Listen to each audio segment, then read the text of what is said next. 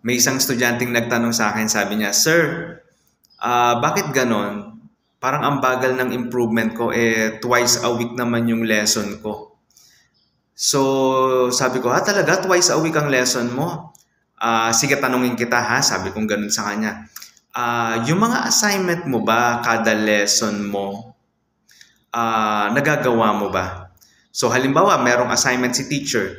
At pag sinabi ni teacher na, next week, dapat alam mo na yan ha? Or dapat next lesson, alam mo na yan ha? Nagagawa mo ba? And then, napaisip siya, sabi niya, usually, sir, hindi kaya kasi maraming ginagawa. So, yun yung sagot, no? Alam nyo, maraming mga magulang, maraming mga students na nag-aakala na kapag maraming lesson, mas mabilis ang improvement. Twice a week ka, thrice a week ka, mas mabilis ang improvement mo.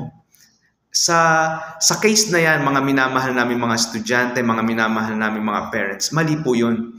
Mali po yun na dahil twice a week ako or thrice a week ako, mas mabilis ang improvement ko.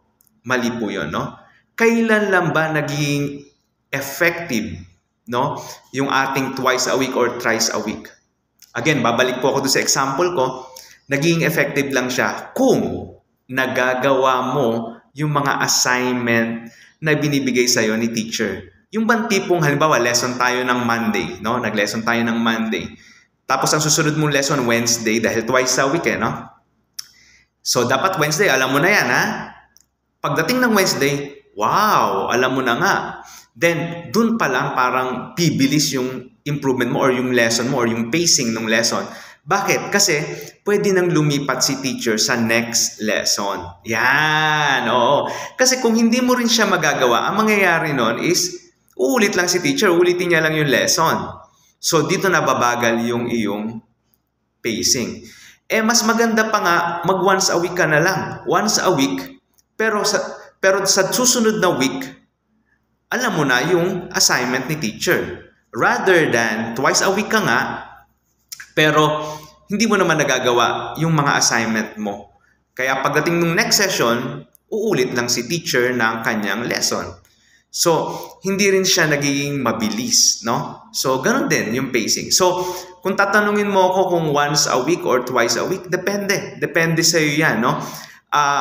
Kung twice a week, syempre, kailangan mas mabilis. Kailangan mas ginagawa mo ng tama yung mga assignment mo, no?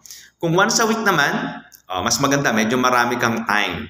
So depende yan. Depende yan sa kakayanan mo bilang estudyante. Kaya ba ng oras? No? Dahil maraming assignment Yan.